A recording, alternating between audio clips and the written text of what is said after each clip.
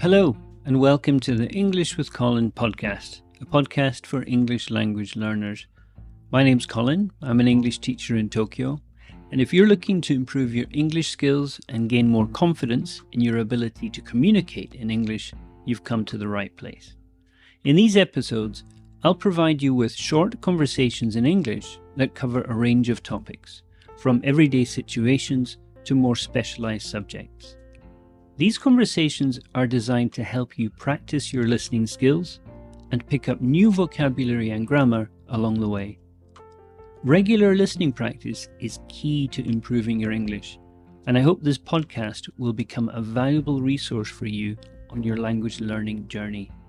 So sit back, relax, and enjoy the conversation. And remember, the more you listen, the more you'll learn. This is episode 23, and today's topic is Tokyo's public transportation etiquette. Do's and don'ts for a smooth ride. Hey Sue. Hey. How are you? Good, how are you? Good. Now, traveling around Tokyo, it's very easy once you learn how to do it. It's very, very convenient. There's frequent trains, many different lines.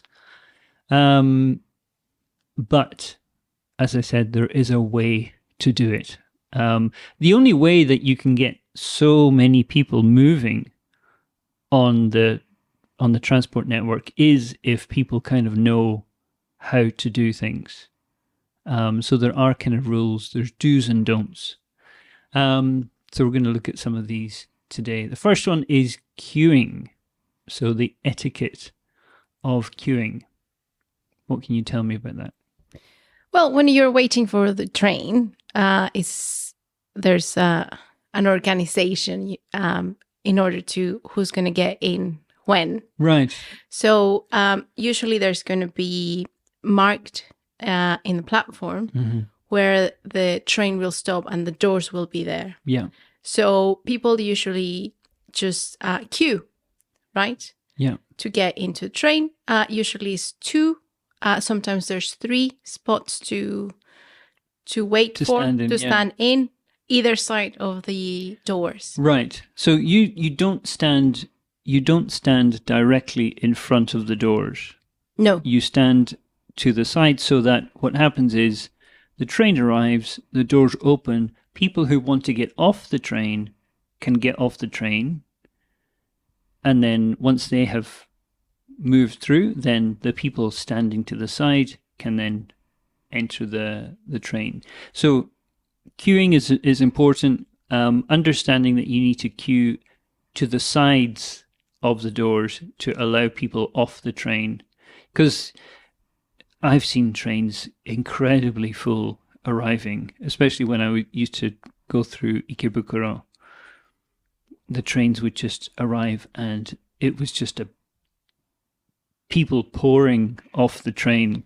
That's another rule I think that's important. If you are inside the train and it's very full and you arrive to the station and you're near the door and people want to go out. Yeah. You go out yourself and then you move, you get out to the side. A little bit in front of the people that are queuing. Right. And that's a very good spot to say. Yeah. You will be the first one to get in, but you allow everyone else to go out. Yeah. So just get out, move to the side, and then you'll allow everything to run more smoothly. It's kind of hard to explain in words, but certainly when you're here, just kind of watch what other people are doing. You'll very quickly realize what's happening. But yeah, that's good advice. Step off the train, allow everyone to get off, and then you're in a good position to get back on. Next point here is priority seating. This is something that you need to be aware of. Usually at the end of each train carriage, there are 3 seats on each side of the carriage, usually which are dedicated for people who need a seat. So it could be elderly people, disabled people, pregnant women, or people carrying small children. And yeah, you should leave those seats free if people need them. That's a kind of important thing. You'll see posters, signs above the seats. But it's good.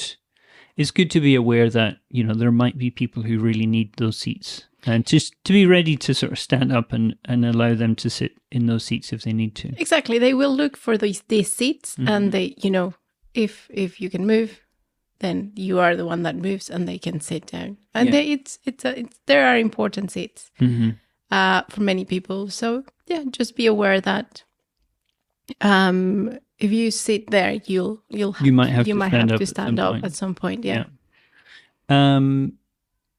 Silence on trains. Is that something that you need to be careful about?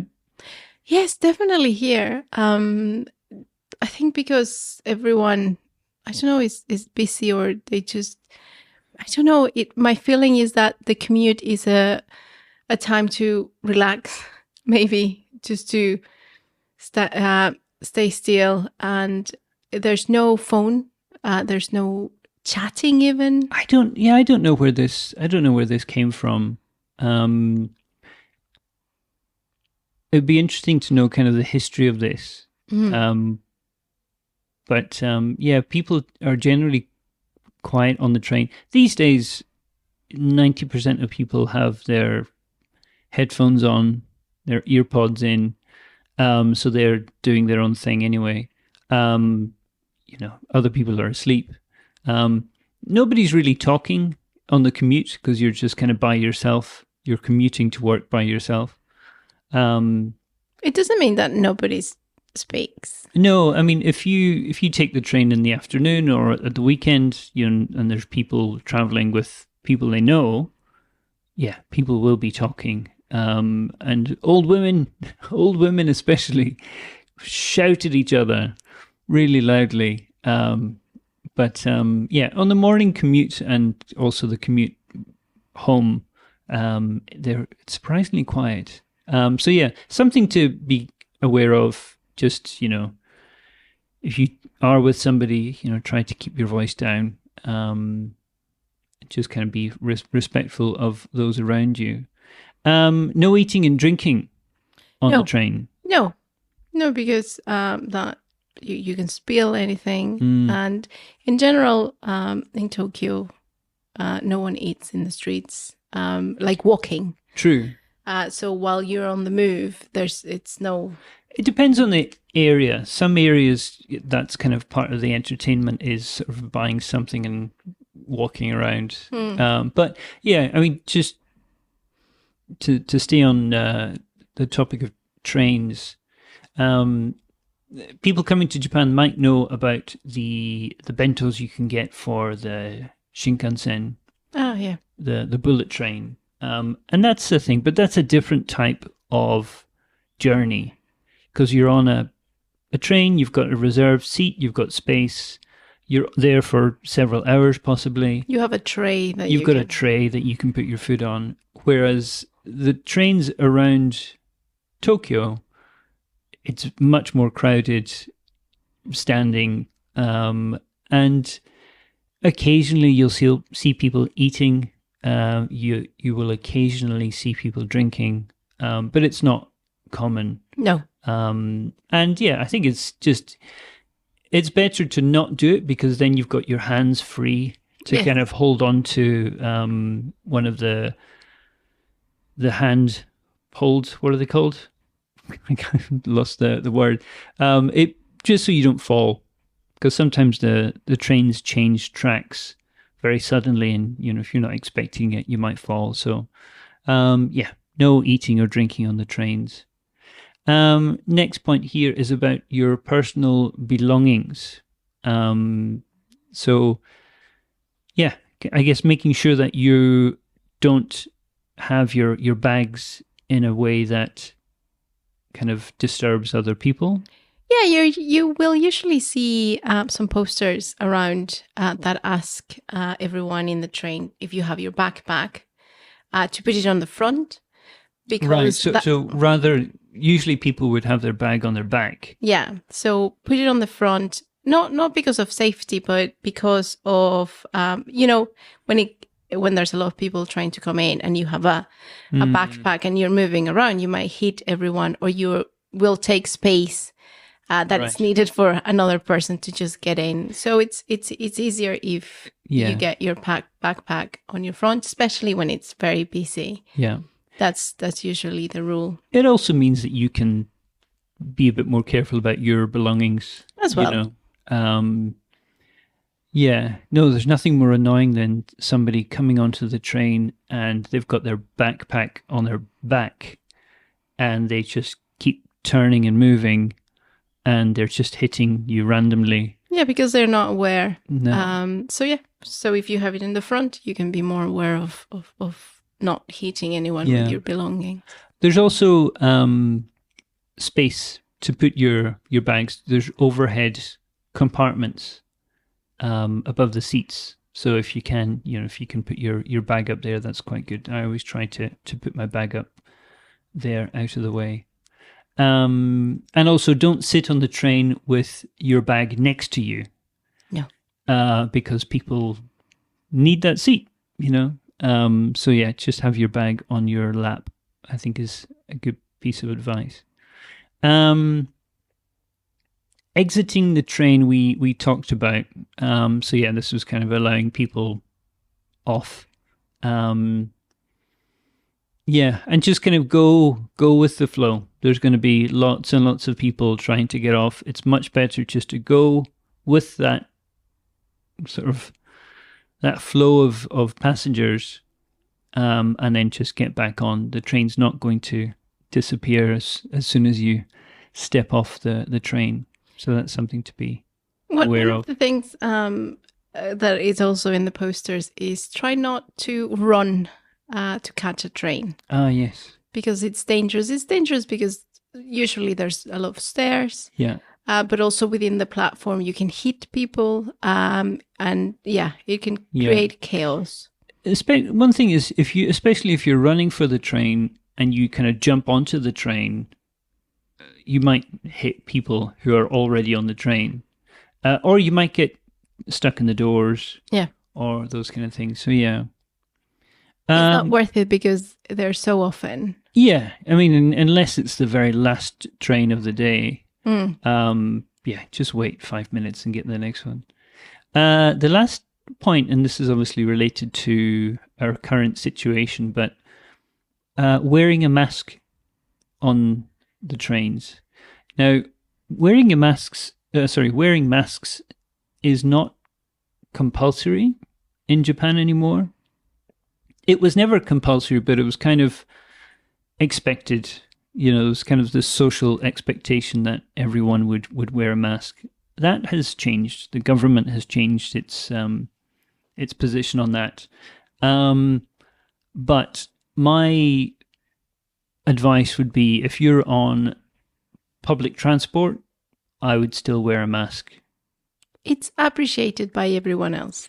Yeah, I think it just allows everyone just to relax a little bit. Because, if you're on a train, especially if it's a very busy train, and you are, centimeters away from somebody for 45 minutes on a train, that could really make people uncomfortable. So, yeah, my advice is, if you're on public transport, if you're on a train, just have a mask that you can put on. It allows everyone just to relax a little bit. Especially, Japan has only recently opened up again to foreign tourists. We had a couple of years where there were no foreign tourists. It was really weird being in Japan during that time. But yeah, my advice is, when you're on public transport, just have a mask. It doesn't hurt just to do it, and just makes people a little bit more relaxed around you. And And the last thing I would recommend would be to get a Suica or a Pasmo. Now, these are sort of prepaid cards that you can use on the train. Suica or Pasmo. And it just means that you can charge the card with some money and you can just touch at the ticket gate and go through. So you never have to worry about having the right ticket or how much is it from this station to this station, and everything is done just automatically. And it allows you to move through the station much more quickly. Yeah, and you can charge your cards where you buy the tickets, and it's quite easy to do. And those cards are useful for other stores as well. So you can use that money not only for your commute, but maybe a convenience store or even some little shops. They will accept that as well. Yeah, and then you don't need to carry lots of 1 yen coins around with you. So yeah, those are our do's and don'ts. And that's a wrap for today's episode of the English with Colin podcast. I hope you enjoyed listening to the conversation and found it helpful in your language learning journey. Remember, the key to mastering a language is regular practice. So make sure you listen to our podcast regularly and keep honing your listening skills. We appreciate your support and feedback. So if you have any comments, questions, or suggestions for future topics, please don't hesitate to get in touch with us. You can find our contact information in the show notes. Thank you for listening, and I look forward to joining you again next time for another conversation in English. Until then, keep practicing and take care.